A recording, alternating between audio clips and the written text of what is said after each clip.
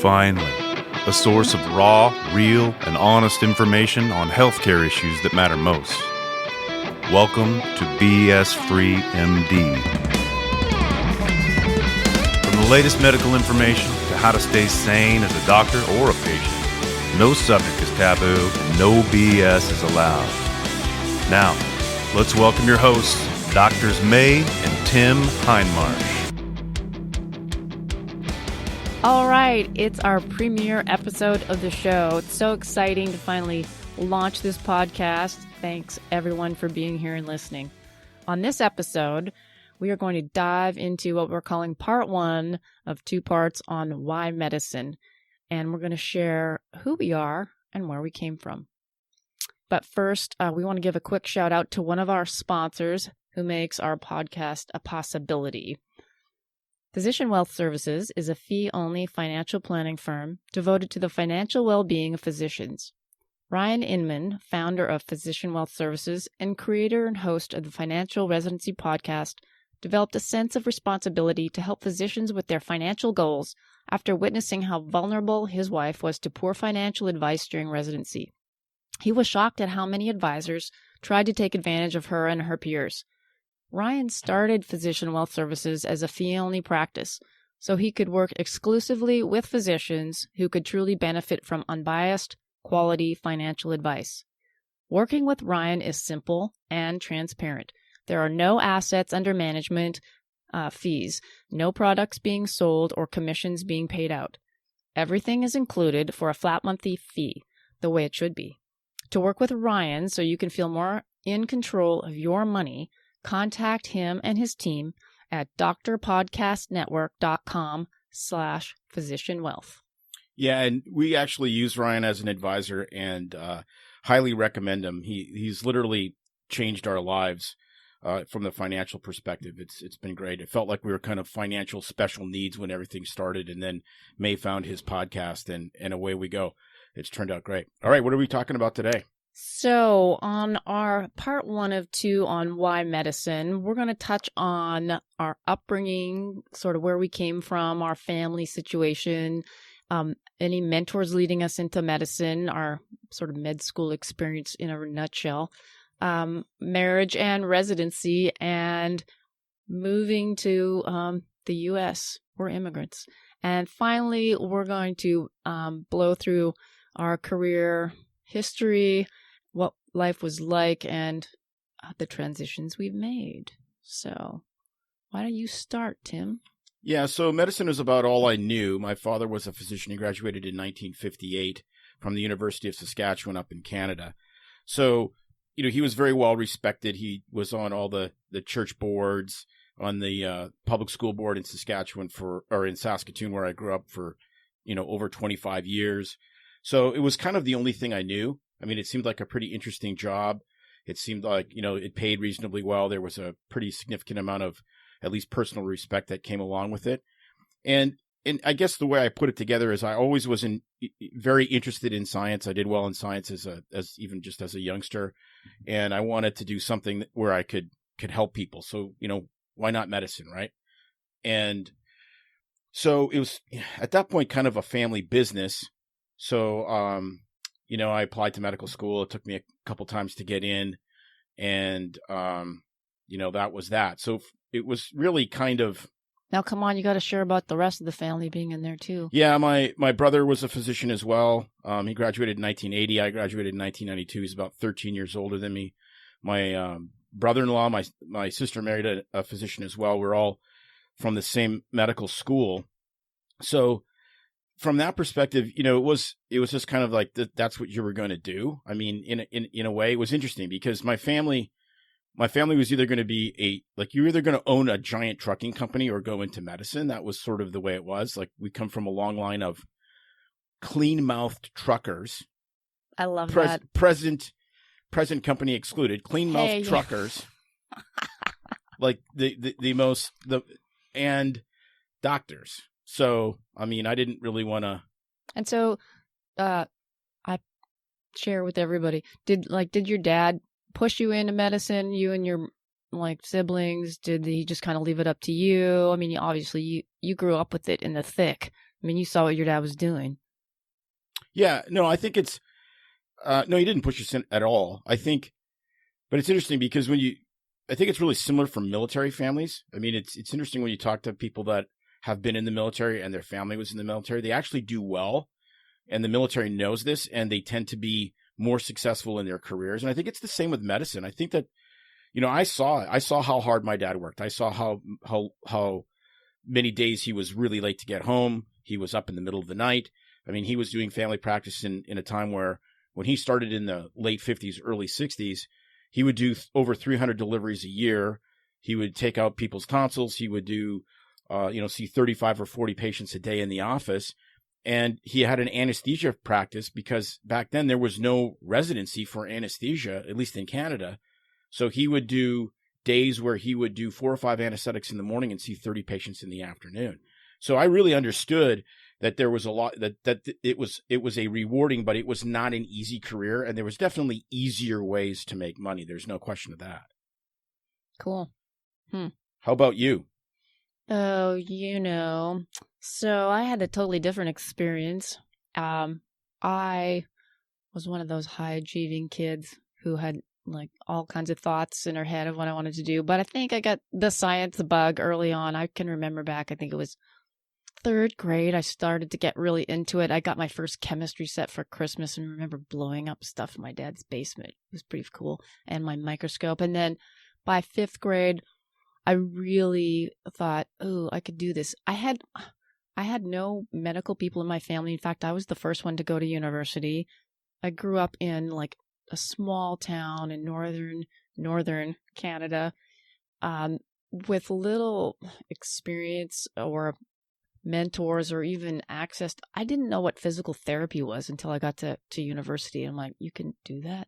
So, I mean, there's doctors and nurses and pharmacists, and that's about all I knew. But I think for me, I started to have the science bug, and my dream of medicine was very convoluted and starry-eyed, and really came from a couple of things. One was a book I read called The Making of a Woman Surgeon, I believe, by Elizabeth Morgan. And I read that book, I think it was in 5th grade, and went, this is cool. I think she was a plastic surgeon. And that was kind of one of my eye-opening moments where I'm like, this is cool. This is a smart woman. That's a surgeon. I think I want to do that. I also watched a lot of TV shows like Emergency and Marcus Welby and stuff, and I thought it was pretty neat. And I'm like, yeah. Yeah, I always wanted to be like Johnny Gage or Roy Yes, DeSoto. I know. We used to play that on crazy carpets and go down the hill and save each other. But anyway, I didn't have a clear mentor or a clue really what was involved, just sort of what I touched on. And so once my family, though, heard I wanted to be a doc, that was it. It was like I got labeled the doctor. And even though in high school I thought of doing some other things, it always came back around that in my family, there's a lot of family pressure, let's just say, without diving too deep into the psychology behind it. But I went off to university with the plan to do pre-med, and I didn't really have a good sniff on what it entailed. So that's kind of my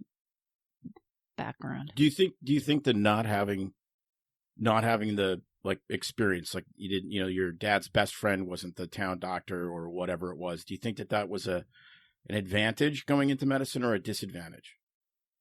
Oh, well, honestly, I would say nowadays it would be almost impossible to even compare that, because look at with social media, the internet access, right? Everybody can really research things and find things out. But I think it's a total disadvantage. I mean, there was not even a way to be a candy striper where I grew up to get sort of some experience or even hang out and volunteer and with the town doctor to see what life was like. It was just the Hollywood version. I think it was a total disadvantage. I mean, because when I get into here, as we keep talking and I explain what happened, it really, I mean, I was smart enough and my teachers told me I could do whatever I wanted to do because I was one of those kids, but I had no clue. Yeah, it is amazing how we make decisions that are like lifelong decisions with really terrible data. It reminds me of the joke of the handsome prince. So there's this handsome prince and his father says, it's time for you to marry. We need We need heirs. So you need to find a wife. And so he searches high and low. And he finds him 3 women. And they're all very beautiful. And the first woman is an Olympic gymnast. She is just a tremendous athlete. The second woman is this amazing scientist. Like, she's literally working on a Nobel Prize winning team. And the third one is this tremendous pianist who is a singer. And she's like just about to sign recording contracts. So he's got the singer, he's got the scientist, he's got the athlete. But how does he choose which one's going to be his queen, his princess? Well, it's obvious. It's the one with the biggest boobs, right? Oh my gosh. Gosh. So that's how so much of life is that we use this kind of rational part, but then it's like, you wanted to be a doctor. That's a bad answer. You're supposed to go for the smart one. Well, they were all smart. They were just smart in different ways. Please. So we think that's men. But that's exactly right. We think that we're making a rational decision, but there's always this sort of irrational part to it. I'm going to be a doctor because I'm going to be rich, or I'm going to be respected, or I'm going to be whatever it is. But reality is, we make decisions in our early life with very, very poor data. Well, I sure didn't have a ton of data. That's for sure. I mean, I guess I had stars in my eyes of, I could do something hard. I loved helping, of course, helping people. I was the lifeguard, and that was just kind of up my alley. Kind of thought of doing anesthesia because there's a lot of that sitting around doing nothing until something crap happens, and then it's full on emergency mode, kind of like lifeguarding. But yeah, it was a lot of the stars in the eyes. But anyway, let's move on and talk about then what happened with our sort of med school experience and what happened. So I applied to medical school and pharmacy school at the same time. And to make a long story short, I got into both at the same time. And my university experience sucked.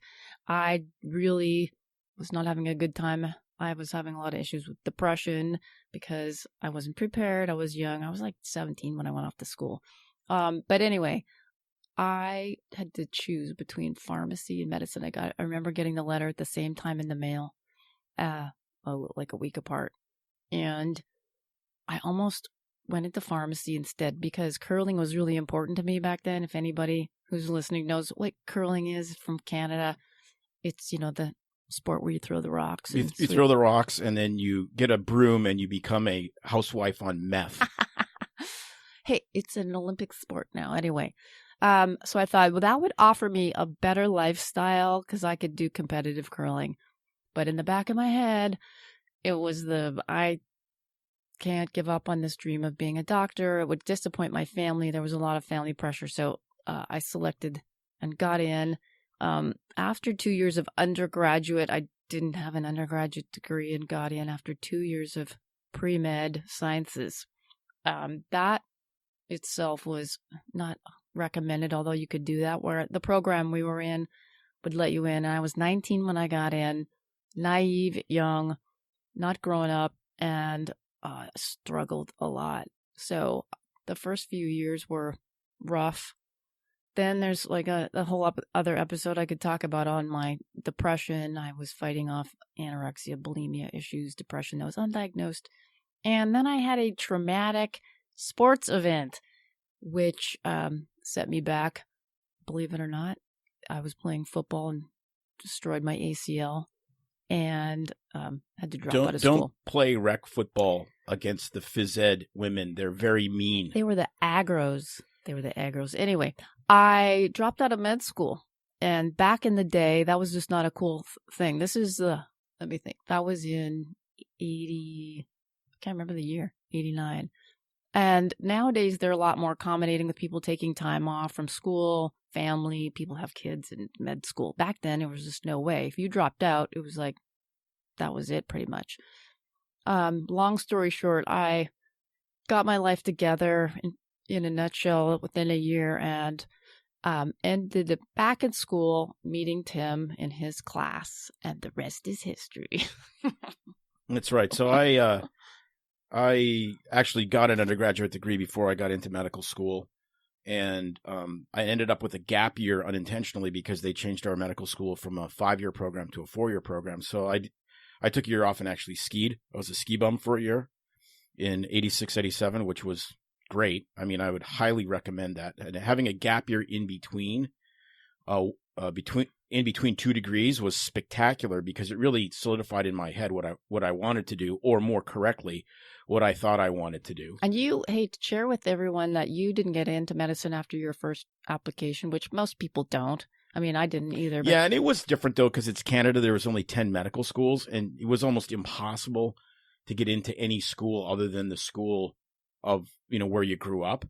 And they had really weird rules that you had to be like a resident of each of the province that you're living in to practically apply. Well, at least Saskatchewan was. Yeah, and there was no private schools, so No. It wasn't like you could just back up the Brinks truck and pay for a private medical Right, school. right. So it was less expensive in that regard. I mean, it's gone up tremendously, really on par with the United States. The total expense is not the same, but the percentage increase, I think, is if when we talk to people that are still there. But that's beside the point. So at any rate, eventually got in. I actually found medical school really fun and actually fairly, I don't want to say easy, but not having the uncertainty of, am I going to get in? Am I going to be a doctor, et cetera? I mean, I had some really great friends. It was, just knowing, okay, you do this, you're going to graduate. I was a much better student than I had been initially going into university, being young and kind of stupid. Yeah, And- so you were the high school like motorhead guy Yeah, I did that cars. got I built cars and went skiing. got into med school, and I was like the type A prized student, did whatever the teacher said. Right. Small fish or big fish in a small pond, get into med school, and it's like, oh crap. Yeah, I did nothing in Sucks. high school. I did the only sports I did were individual sports. I water skied, I downhill skied, I built cars. We screwed around on the weekends. I put in the least amount of effort I possibly could. I think I graduated with like a 78 average or something like that, whatever that is. So you were like in med school, and I was struggling. Yeah, which is interesting because by the time I figured out how to work hard, med school was actually fairly easy. I never found it that bad. And as most people that are docs that are listening, once you get in, they want to get you out. They want you to succeed and get you through, for the most part. I mean, it's pretty rare to fail out of medical school. Yeah, you can. You almost have to try. At least if you think that people that failed in the 2 classes we were involved with, it was merciful to them because they were never going to survive in the career. So Yeah, I was in a crazy class of people from the ages of like 19 to almost 90, not quite, but that's a whole other ball game. how did you pick your residency? Okay, well, this is one of those divergent topics of everything went through my head for a while, but I really wanted to be that surgeon. And I wanted to do plastics. I did a rotation elective, I believe it was. I think it was 4 months I got to do plastics. Really loved the burn unit and the creativity of plastic surgery. So I did that rotation, loved it, and quickly realized I need sleep. And I also struggle with migraine headaches, have from a young age, and man, the sleeplessness factor and even just med school dealing with migraines was really rough, and I pretty much ruled that out really quickly, and it was hard. But I got to the point with having dropped out of med school, coming back, just struggling. I didn't even mention, but in my second year of med school, I got mono super bad. I was sick and had, elevated liver enzymes for 9 months. That took a lot on me, and I had that chronic fatigue thing after, which I kind of forget about now. But I was like, there's no way I'm going to survive a surgical residency as much as I want to do it. I did a really cool externship one summer in a small rural town. I'm trying to remember the name of it. You think I remember? You probably do. Humboldt. There you go. And loved just the family medicine part of it because you get to do everything. You get to deliver babies. You get to be, with people throughout their lives. You can deliver a baby and then you're burying someone the same day, which is hard. You get to go through stuff with families together. And I love the rural medicine. You could be a little mini surgeon, and we just did everything. So that you actually did an autopsy on a patient you killed, correct? Shush. It was an act. Hey, I didn't kill her. She died of a pulmonary embolism, and she was like 90 and had cancer, and she was short of breath, and I didn't know what it was. So I didn't kill her. I didn't recognize what was going on that externship. I think it was. Oh, I mean, as a third-year medical student, you didn't understand what was going on? So, yes, it was crazy. We got to literally take that lady to the morgue in the bottom of that hospital, and this creepy guy that reminded me of someone from Transylvania was this mortician that we got to open her up, do a little autopsy, find the pulmonary embolus in her lungs, and then we were back at it, delivering babies and stuff. And I'm like, this is cool. So, I had some other stuff go through, other thoughts of radiology and a few things go through my head in Durham, but I was on a path to get out of medicine as fast as I could, and family medicine offered that, as well as offering what I thought was a taste for fun things to do. Yeah, for me, as virtually every single thing that has guided my decision-making process was largely about recreation. And so how do you pick a residency, right? If you're going to be a left big toe specialist, you're not going to live in a tiny town. I wanted to be in a rural area where we'd have a much bigger variety of things to see practice-wise, plus potentially live in a ski town, something like that. So small town was always kind of it. But I had a very interesting experience when I was a final year student in a hospital rotation. I was doing an ICU rotation, and the hospital that I was doing it at was very interesting, because you could walk out of the ICU, and there was this one spot that you could stand in the hall on the second floor of the hospital, and the ICU and the labor and delivery was on the same floor. And so there was a waiting room outside of the ICU and a waiting room outside of L&D. And if you stood in this one place, you could look into each of the waiting rooms at the same time. And I remember it was such an amazing experience, because there was this middle-aged couple in one waiting room and another middle-aged couple in the other waiting room. And in the ICU waiting room, they were calling their family. And they were very upset because, their parent had just passed away in the ICU. And at the exact same time, I just looked up, and I could look across the hall, and I could see the L&D waiting room. And it was a couple, the same age. And they were calling their family, saying how excited they were because they had a grandchild. And, I remember that it hit me. It was like a vision. I said, that's what you're going to do. And I saw like those pictures you see in war where the guys are walking through the water that's chest deep, and they have to hold their weapons above their heads so they don't get wet. And I said, that's going to be me. I want to walk waist deep through humanity. I want to experience the ups, the downs, everything. And I want to be there with people, and I want to be able to take my skills and my sense of humor and my knowledge and walk waist deep with them. And we did that. I mean, I've had experiences here where literally driving to the hospital on call to do a death investigation for two kids that got super high on meth, got chased by the cops, and drove into a tree. So I'd have to go there and, assess the bodies, decide whether or not they needed an autopsy, write up a death investigation report, sign the death certificate, drive to the hospital, walk in once, admit one of my friend's wives who was going to have their second child, walk to the other end of the hospital and hold the hand of a dying person. And, it was tremendously rewarding, tremendously challenging. And when we look at our careers on what we're doing now, it taught us medicine. I mean, that was just, I feel sorry for some of the newer grads now, at least generalists, where they don't have I think it's hard to have the same experience that we did, because it's one thing to do that in training. It's another thing when you're the sharp end of the stick. When, as we say in climbing, when you're on the sharp end of the rope, when you fall, the rope has to catch you because it's your skills.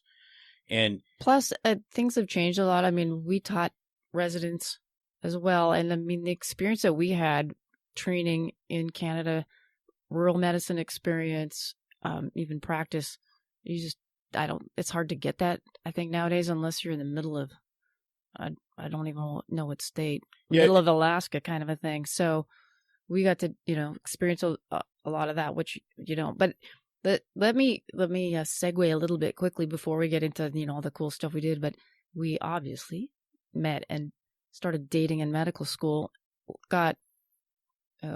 graduated on a Thursday, married on a Sunday, moved away, started our residency in Edmonton, Alberta, and did our family practice residency there, and ended up down in the U.S. quickly after a residency, which is a long story how we got here, but the short version is, we left our home country and immigrated to the U.S. and moved to rural Oregon, where we've been ever since, and have done some pretty cool things across our career. So we both started in family practice, with Tim doing obstetrics. I did not.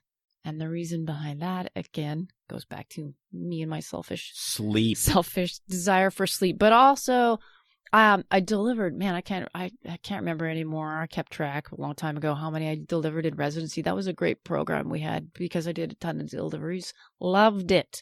But I knew, being a woman, that I would draw a giant crowd. And I needed my sleep. Well, I knew as a man. Now stop. I was waiting for you to say that. I decided that I didn't love it that much, and I would just try to keep my career limited. And I was also only going to practice part-time. When we started, I only, I forget how many days a week I worked, but it was part-time to begin with, so you can't do OB part-time. Whereas Tim, he did OB. And when we first started down here in a rural community hospital, how many beds were in it back at that time? Do you remember? 50? It was 50. Yeah. It was about 50. It's now like 18. We did separate call, because we were in different practicing groups. So we did separate call. That was fun, with the phone ringing for call one night and OB the next, and then call for you another night. And we did hospital ICU, admitted people to the unit, took care of them, which nowadays, family practice, I don't think many family practice docs get to experience that unless you're in a rural area. No, or unless you go a hospitalist track. Yeah. You could still, there's family practice trained docs that go hospitalist. But, doing OB. Yeah, it's coroner. We did death investigations. Yeah, it's pretty ICU to back to clinic the next minute as soon as you're done.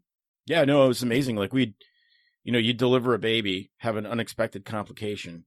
And I remember, myself, one of the pediatricians and a medical student, bagging this kid for 2.5 hours until the, an ICU ambulance showed up from Portland to, drive him, 90 minutes to the NICU. I mean, it was great. It was really hard, but it was really rewarding, and I'm really glad I did it. I mean, as far as filling your toolkit with experience and really learning medicine, I think that was, I can't imagine doing it better, because though you're on the sharp end of the rope, at the same time, we were close enough to other cities and centers that there was enough specialists if you needed backup. Right. There was always backup. There was always a local surgeon to call. There was always anesthesia. There was, always, OB in my situation, where you could call and get a consult or send them to the bigger city or whatever. So it wasn't like, some of the stuff that was experienced in Canada, where like literally you'd be putting a chest tube in somebody, and then riding in the ambulance for 3.5 hours to the tertiary care hospital, because there was no air ambulance. There was no ICU nurse to go. It was you. Right. And then you slept on the way back in the back of the ambulance, and you did it all again until, you were off call. And, just the exhausting efforts that some of these people in these really almost like frontier kind of practices. And there's still guys that do it. I mean, it's really, it's amazing.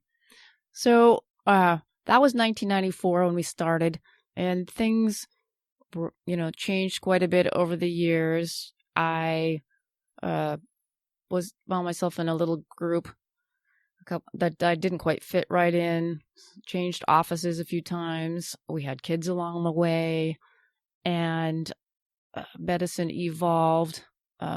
we did nursing home stuff. I forgot about that. A lot of people are still doing nursing home, but we took care of our patients in the facility. But I started to decide that kids were coming first over career, and it got to a point where I got kind of pushed to make a decision. And I was working part-time still, but found that it was kind of tough to be the mom and balance career at the same time. So I'm trying to remember the year again. I dropped out of medicine for a little bit and became like the local locum in our group, filling in, and really started to realize that I missed the acuity of like the ER when we were doing some ER stuff early in our career, and transitioned to urgent care in 2010. So that's where I've been ever since. I've had what I call a yo-yo career in medicine and family practice, and because being a mom and being a career physician, it was tough back then because there wasn't a lot of women in the group. There was not a lot of support. It was back when you were either a doctor, not just sort of half mom, half doc. You had to make a choice. Man, when I had the kids, remember, there was no maternity leave. I had to quit my job. There was no maternity, paternity leave. It was like I left and we had our daughter, and then I was gone and sort of filled in the year after that. Hey, come on. I took 2 days off. I know. He took 2 days off, but there was no maternity. There's no paid, nothing. It was, I remember I had a gap in my employment. So.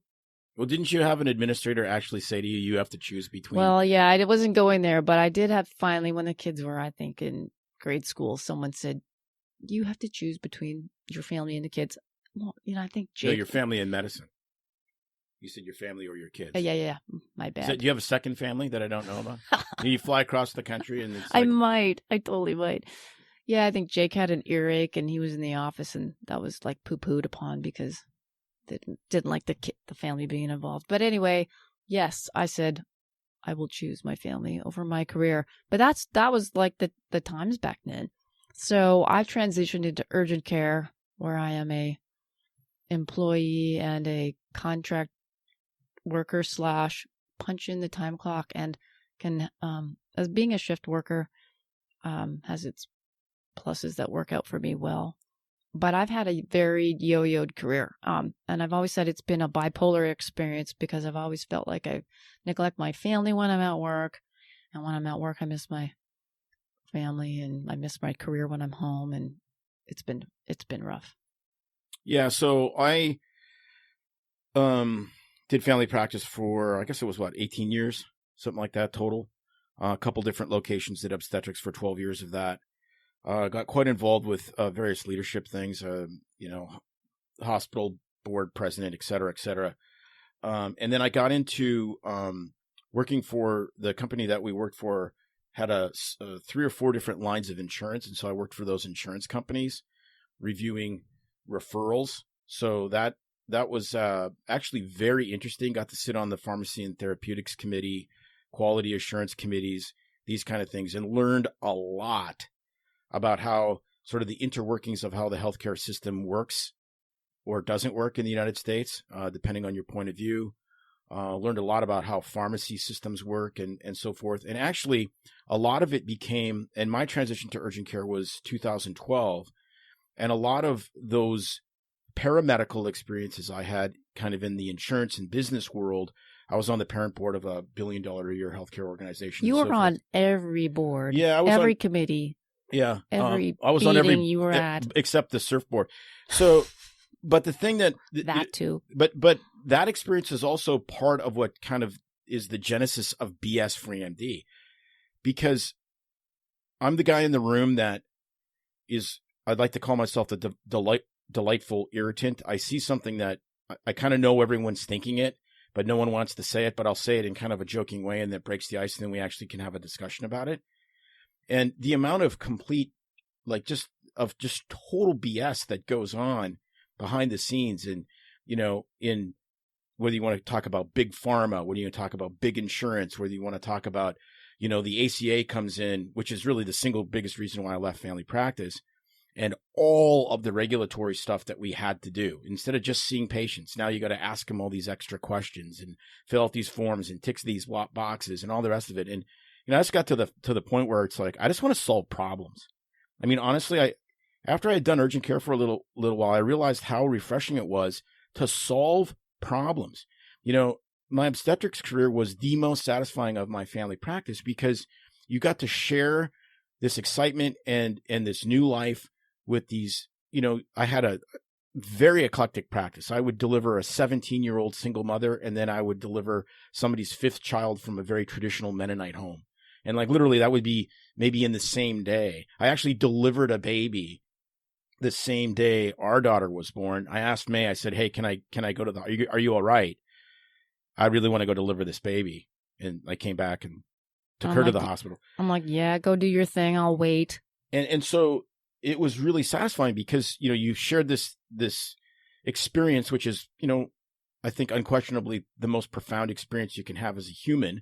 And people would, thank you for helping him in this. And you kind of solved the problem. I mean, there was the definitive end, here's your child, whatever. Well, there was more autonomy back then. I mean, you could write a prescription for whatever and you weren't having to deal with, I remember when prior auth started and it was like for like one piece of paper for one thing, it was like, Prilosec or omeprazole, or it was some type of PPI that we had. Remember, it was a big deal and you had to go through it. And I'm like, man, this is a pain in the butt. And now just it's just snowballed to the point where insurance is telling you what to do, and I can't imagine how the family practice docs do what they do. My hands go up in the air to them because I left in 2010 for that reason. I got frustrated. I said, "This is BS. Well, this is BS. I'm out." The other thing was like, and we can get into this as time goes by, but like these changing metrics. We don't want to pay you for seeing 50 patients a day, which is probably reasonable. I mean, there is a point where you can only produce something of a high quality product. There's only so many widgets a day that you can produce. I get that. But at the same time, they're judging me based, a diabetic comes in, the guy's 75 pounds overweight. He does no exercise and his A1C is out of whack, but I get dinged. Well, I remember. I was like done. I'm like, basically. I remember the final straw for you. Well, you were losing it, but I remember when there was 2 things that happened. One was you were seeing nursing home patient and it was some old demented lady, 90 years old, who wasn't, with us. It was sad. And yeah, you were getting dinged on your metrics because you weren't prescribing her Lipitor or something like that. And you're like, this is ridiculous. Granny is 90. She's demented. She doesn't know she does get out of her bed. Who cares if she takes Lipitor? Right. But and the other one was a patient who was getting call back from the insurance companies because you didn't meet the metrics when you went in to check on his ear infection. He had an ear infection or something, and you dealt with his ear infection, but you didn't do his diabetic foot check. And they asked him, did Dr. Heinmars do the diabetic foot check? And he's like, I don't have feet. I have a BKA. That was the patient that had no feet. Yeah. Right. It's like the COVID story of the lady in Canada. And they were on your case because you didn't do his document his diabetic foot check. And I was just like, with the guy that has no feet. Yeah. No, and that's the the micromanage it from people that and I it's probably a good segue into what we're going to talk about in the next episode, which is really number 1, has it been worth it? Number 2, would you do it again? And, we'll talk a little bit about burnout. I don't want to get too into burnout because I almost wonder if burnout has become like a badge of honor, which it shouldn't be. We'll talk about that more. I think we'll share more from our own experiences, sort of what we've witnessed. I'm an expert on my own burnout, not on anybody else's, but we'll talk about that, in the next episode. Was it worth it? Would you do it again? And a little bit of, kind of the, burnout, frustration stuff, which I think is also different, different generations and so forth. So that's for next time. We're going to wrap it up for today. And I would like to just remind everybody before we do that we want to remind you Not to forget to reach out to our friends Ryan, Casey, and the team at Physician Wealth Services by going to the drpodcastnetwork.com/physicianwealth to help you with your finances in the same way you take care of your patient's health. Outstanding. And we will see you next time. Thanks again. It's no secret that medicine is a bit, uptight. That's why Tim and I created VS Free MD, to mix things up a little and have fun in the process. Besides, we are having these exact same discussions all the time, so we thought we might as well invite everyone to the party. If you really like us, you can get plenty more and maybe see one of Tim's cool tattoos on our Instagram or Facebook pages at VS Free MD. See you next time.